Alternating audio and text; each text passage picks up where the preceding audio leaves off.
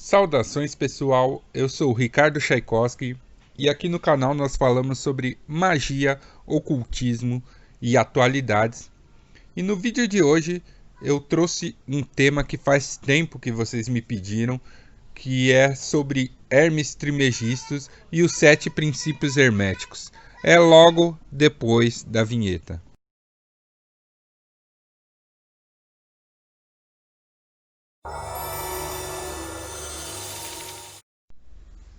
Saudações pessoal, eu sou o Ricardo Tchaikovsky e hoje vamos falar sobre Hermes Trismegistus, um personagem que é tido por muitos como o criador das ciências ocultas, como o criador do hermetismo. Mas antes eu gostaria que vocês dessem uma olhada aí na descrição, porque tem um link para a Sociedade Luciferiana de Estudos Esotéricos. Se você se interessa por esses temas, ocultismo e magia, e quer ter um conhecimento prático sobre os mesmos, eu aconselho que você dê uma olhada nos pacotes aí da Sociedade Luciferiana de Estudos Esotéricos, que tem muita coisa interessante, muita coisa bacana. Esse mês nós estamos aí com um curso exclusivo sobre magia persa, teoria e prática. É um curso que eu tenho certeza que vai abrir a mente de vocês para as possibilidades que a magia tem para impactar na sua vida, para transformar sua vida para melhor. Então, se você está procurando um caminho ou simplesmente se você quer ter um conhecimento a mais, dá uma olhada aí na descrição e vê se entra para nossa família, beleza? E para fazer o vídeo de hoje sobre Hermes Trismegistus, eu estou me baseando aí principalmente no trabalho do Marcelo Deodébio. Marcelo Deodébio é um dos maiores nomes aí da Cabala Hermética. Ele é um dos maiores divulgadores desse sistema de magia. E ele escreveu muitas coisas sobre hermetismo, sobre Kabbalah e sobre Hermes Trismegistus. Então, como ele escreveu bastante coisas didáticas sobre o tema, eu peguei vários aí dos artigos que ele escreveu para fazer esse vídeo, tá? Então, o vídeo é praticamente uma obra do Marcelo Deodébio aí. Espero que ele sirva aí para vocês terem um entendimento melhor sobre o tema, tá bom? Então, a primeira coisa que a gente tem que entender é que Hermes Trismegistus é um personagem mitológico, ou seja, ele é um personagem utilizado aí como símbolo para diversas escolas de mistérios, né? Não existe evidências físicas da existência desse personagem Hermes Trismegistus. O que alguns estudiosos colocam é que existiram várias pessoas que utilizaram a alcunha de Hermes Trismegistus, tá? Mas se você for aí pelos meios acadêmicos tentar fazer uma análise puramente histórica e científica sobre esse personagem, você vai encontrar poucas coisas. Então ele é um personagem lendário, um personagem mitológico, mas nem por isso ele é irreal no sentido de fantasioso, porque muitos dos ensinamentos dele têm sentido e são aplicáveis na nossa vida ainda hoje, tá? E a primeira coisa que você tem que entender é o que é magia. E isso é bem complicado, né? Isso é bem complexo.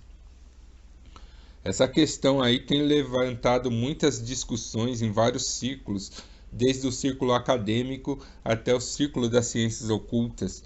É difícil você encontrar duas escolas de pensamento que têm a mesma opinião sobre magia, mas a gente pode traçar os paralelos e os pontos comuns, né? Segundo o Marcelo Deodébio, os elementos chaves que definem aí a magia são: magia envolve o uso da mente humana para causar uma mudança, uma alteração no mundo. Tá? Essa mudança ela pode ser no próprio indivíduo ou no microcosmo, quando pode ser uma mudança externa nos outros indivíduos ou no meio em que você vive, né? O Aleister Crowley definiu magia como a arte e a ciência de causar mudança, né? Desde que ela esteja em conformidade com a vontade.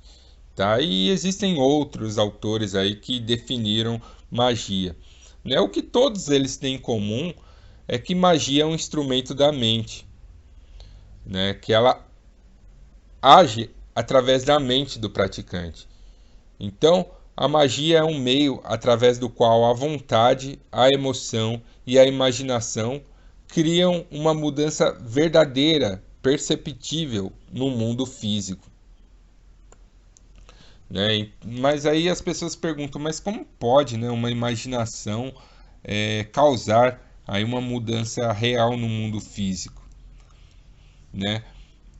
Se você vê, isso aí na verdade é bem plausível, isso é bem comum. Na verdade, se você olhar aí para o lado, você verá que todos os objetos que estão aí ao seu redor primeiro estiveram na cabeça de alguém, né? Antes de serem construídos, esses objetos foram imaginados por alguém, né? Então, é, isso aí é bem plausível de se acontecer, tá?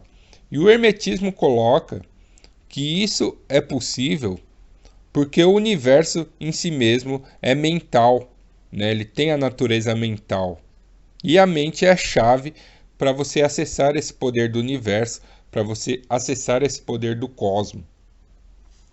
A gente pode ir mais fundo aí na filosofia e colocar algumas outras definições para vocês entenderem melhor, né?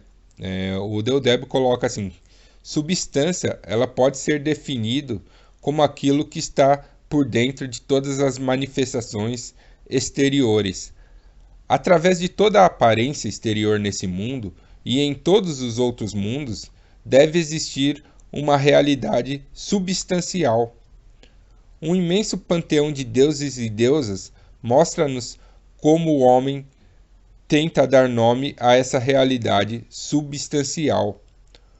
Como John Barnes afirmou certa vez, o todo é a realidade substancial que está escondida em todas as manifestações de vida. O todo é o grande avô que criou a si mesmo, que sempre existiu e que irá existir sempre. Então, para você entender tudo isso, Hermes Trismegistus ou Hermes Toth, né? Ele tinha vários nomes com os quais essa entidade ou esse ser ou esse homem foi conhecido, né? Uma das chaves que ele nos deu é que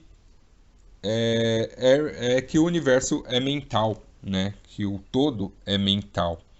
Só que para você entender isso, você tem que entender um pouco da história de Tote, da história de Hermes Trismegistus e também entender um pouco sobre os princípios herméticos, que são as leis, são as regras que Hermes passou aí para a humanidade.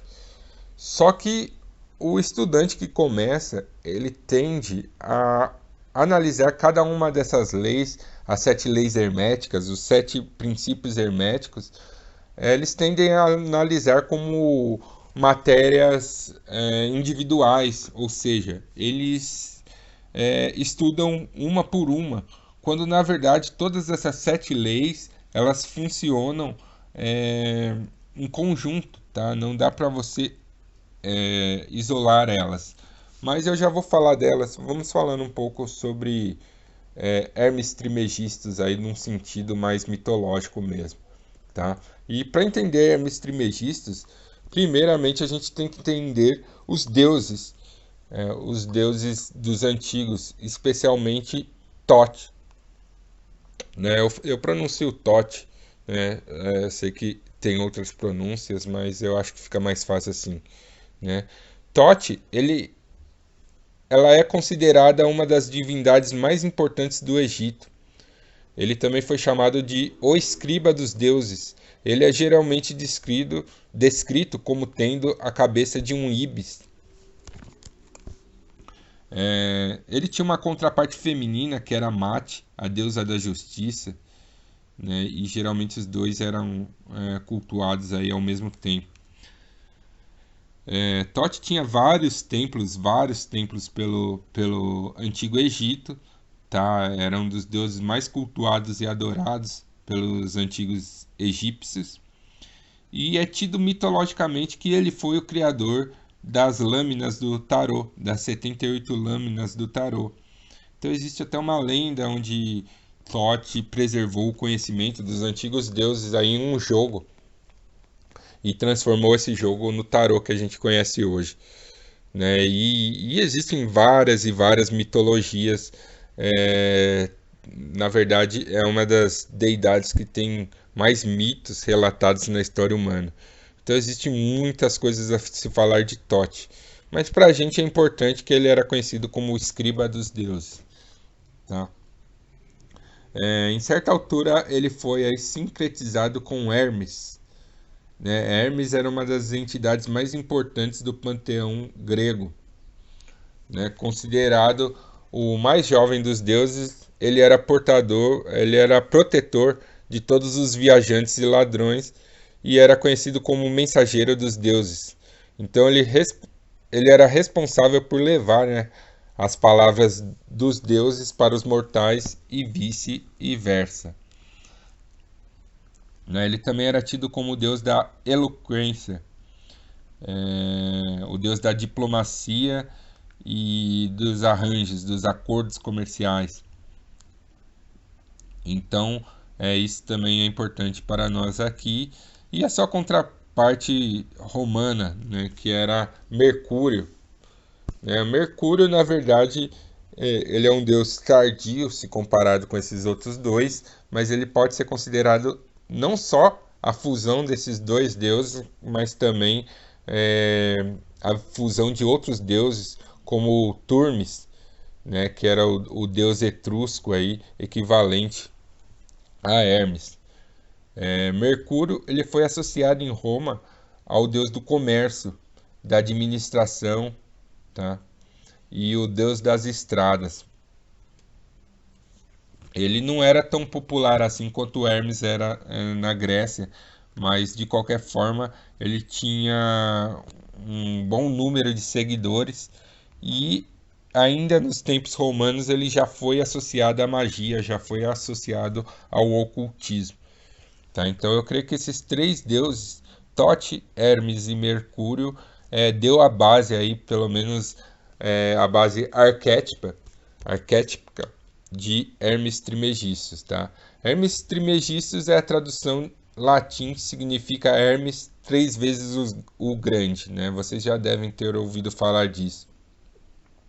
É um nome neoplatônico, né, que foi dado aí a essa entidade. Não se sabe se era um ser humano ou se era apenas uma visão dos deuses mesmo, Thoth, né, ou Hermes, ou era ambos os deuses para os pitagóricos, né? Porque o Thoth ele simbolizava a lógica organizada do universo, né? Também era por isso ele era relacionado com a Lua, era um deus lunar, né? Porque a Lua estava num período de tempo mensurável, sempre no mesmo lugar no céu, né? E tinha fases, então eles associavam isso à ordem do universo, em consequência a Thoth, né?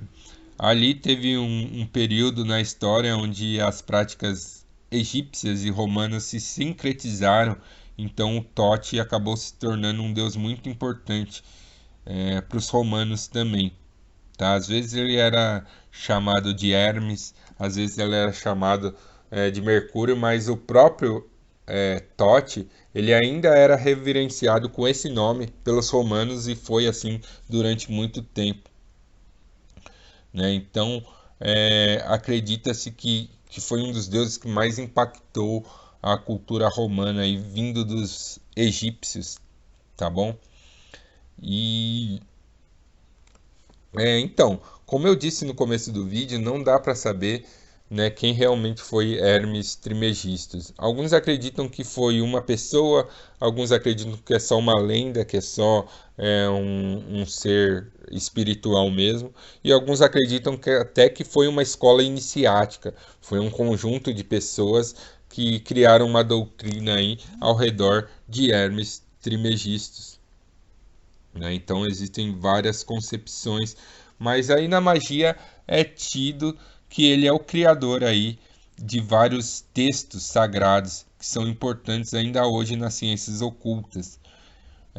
Então, é dito que Hermes teria sido o autor aí do Corpus Hermeticum, né, cujo propósito seria a deificação da humanidade através do conhecimento desse Deus. Como eu disse, não tem evidências que todos esses escritos eles foram feitos por uma única pessoa, mas mitologicamente a gente considera que foi Hermes Trismegistus aí que escreveu essas obras. O Corpus Hermeticum, por exemplo, ele era dividido aí em 42 livros. O primeiro ele tratava de educação dos sacerdotes, o segundo dos rituais do templo, o terceiro de geologia, geografia, botânica e agricultura também, o quarto de astronomia, astrologia, matemática, arquitetura, o quinto continha hinos de louvores aos deuses, e uma guia de política, assim, bastante conceitos de política. O sexto era voltado à medicina e assim por diante. Outros livros que são creditados a Hermes Trismegistus é o Livro dos Mortos, o Livro da Saída da Luz e o famoso texto alquímico Tábua de Esmeralda. Então, Hermes se tornou bastante popular aí como patrono da magia mesmo, e ele escreveu livros muito importantes, ou pelo menos é acreditado que ele tenha escrito textos muito importantes. Existem outros textos atribuídos a Hermes, como os escritos herméticos, que são uma coleção de 18 obras gregas. Eles têm todos aí aspectos teóricos e filosóficos do hermetismo, tal qual os antigos enxergavam o hermetismo. Como eu disse, existem várias obras atribuídas a Hermes Trismegistus, não dá nem para citar todas aqui, tá? Mas os ensinos de Hermistóteles, eles chegaram a nós aí baseados em fragmentos. A gente não tem o total, a extensa obra do Hermes Trismegistus ou toda a obra acreditada ao Hermes Trismegistus, porque muita coisa se perdeu ao longo do tempo. Mas a gente tem alguns fragmentos. Alguns dizem que o Kybalion, que é uma obra bastante importante aí no cenário ocultista, foi criado com fragmentos, em cima de fragmentos do trabalho de Hermes Trismegistus. Nós temos a própria Tábua da Esmeralda, que é um texto alquímico muito importante. Tem o Piscis Sophias, o Corpus Hermeticum, que eu já falei, e existem outros papiros menores que às vezes não tem nem nome, mas que são creditados a Hermes. A biblioteca aí de textos faz jus ao Deus do conhecimento, a Hermes Toth. Então existem muitos nomes aí, muitas obras creditadas. Mas vamos falar aí das 7 leis herméticas, que é o motivo aí desse vídeo. Então, as 7 principais leis herméticas, elas se baseiam em princípios incluídos no livro Kybalion, que reúne os ensinamentos básicos da lei que rege tudo que é manifestado. Tá? A palavra Kybalion, na língua hebraica, significa tradição ou preceito manifestado por um ente superior. Tá? Essas palavras ela têm a mesma raiz da Kabbalah, que significa recepção. Então, é dito que Hermes trouxe essas leis aí universais e atemporais, ensinou os homens essas leis, e é através dessas leis que toda a magia é possível de ser praticada. Tá? Então vou falar rapidamente aqui das leis, porque o vídeo ficou grande, mas fiquem comigo até o final aí, para vocês terem uma noção de todas as 7 leis, tá bom? Então a primeira lei é a lei do mentalismo. Ela diz que o universo é mental, ou ela é mente. Isso significa que todo o universo fenomenal é simplesmente uma criação mental do todo. Então, o universo ele tem sua existência dentro da mente do todo. Né? Essa lei, apesar de simples, ela causa muita confusão. Porque as pessoas acreditam que se o universo é mental, basta com que elas pensem nas coisas que as coisas acontecem.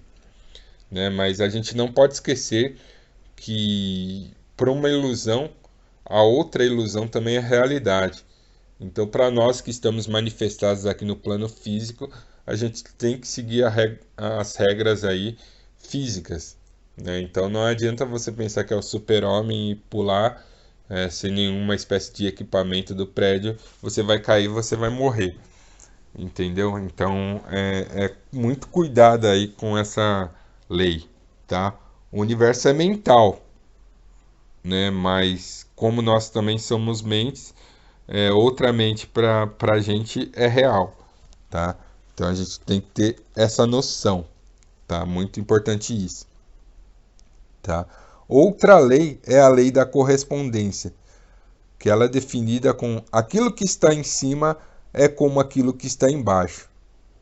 Essa lei ela é importante porque nos lembra que nós vivemos ao mesmo tempo em vários mundos, né? Existem mais de um mundo, que existe mais coisas do que aquilo que a gente enxerga ou do que aquilo que a gente capta com os nossos sentidos, né? Então nós vivemos numa coordenada física, numa coordenada espaço-temporal, tá? Mas existem outros planos e a gente pode chegar a esses planos através da correspondência, através da analogia.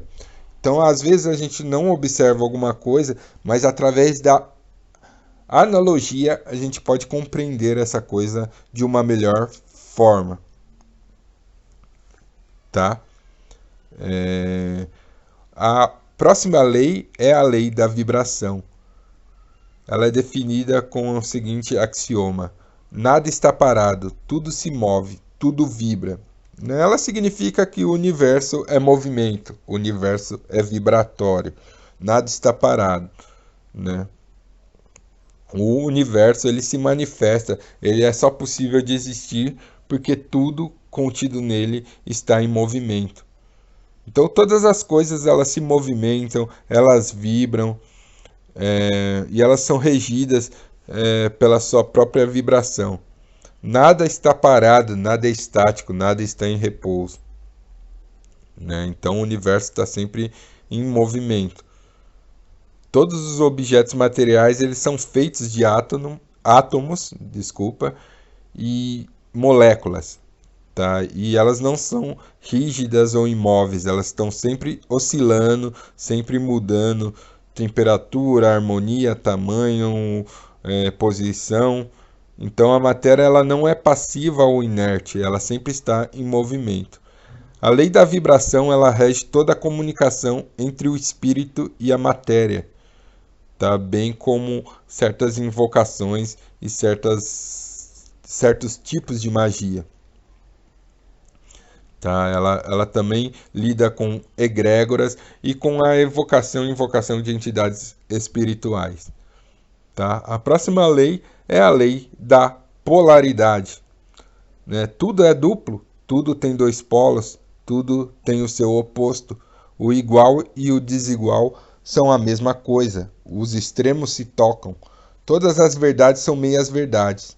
Todos os paradoxos podem ser reconciliados. Essa lei diz que a polaridade está presente em tudo, que tudo é dual, que tudo tem dois lados, tudo tem seu oposto. Só que mais que isso, né? Ela diz que os opostos, na verdade, são extremos da mesma coisa. Né? Então, o polo positivo, o polo negativo, o quente, o frio, né? O calor, a temperatura, né? O calor e o frio, o claro e o escuro são manifestações da luz, a escala musical, né? A manifestação do som, os sentimentos. na verdade são espectros de uma coisa só. Então, tem muito que se falar da polaridade, mas deu para vocês entenderem, né? Tudo é uma coisa só, se manifestando em níveis diferentes, tá? A próxima lei é a lei do ritmo. Tudo tem seu fluxo e refluxo, tudo tem suas marés, tudo sobe e desce. O ritmo é a compensação, né? O universo ele é criado, ele é manifestado através de criação e destruição, né? O ritmo que dita as coisas. Então tudo tem ciclos de existência, de manifestação, tudo tem períodos certos para acontecer, né? Então essa lei diz que tudo tem seu ritmo e é muito importante você entender não só os ritmos da natureza, mas seus próprios ritmos internos. Isso vai transformar realmente as coisas que você pode fazer através da magia ou não, tá? A próxima lei é a lei do gênero. O gênero está em tudo, tudo tem seus princípios masculino e feminino. O gênero se manifesta em todos os planos da criação. A lei do gênero diz aí que os princípios de atração eles não existem por si só, eles dependem um do outro. Então as coisas no universo elas dependem de dois polos de manifestação diferentes para acontecer, né? Então tudo no universo, para acontecer toda ação no universo, precisa de um polo ativo e de um polo passivo.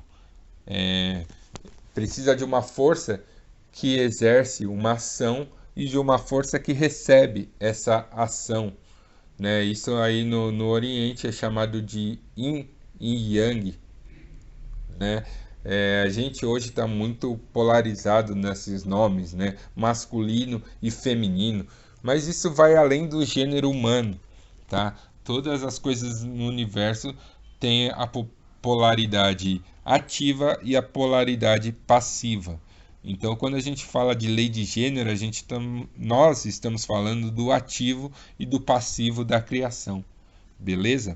E a última lei é a lei da causa e efeito, é a mais famosa e a menos compreendida, né? Porque as pessoas elas colocam conceitos de física nessa lei, com conceitos de New Age, né? E não percebe que na verdade a lei da causa e efeito não precisaria nem ser considerada uma lei em si, porque ela é resultado da combinação mútua de todas as outras leis, né? Então ela diz que toda causa tem seu efeito, todo efeito tem sua causa. Existem muitos planos de causalidade, mas nenhum escapa a essa lei.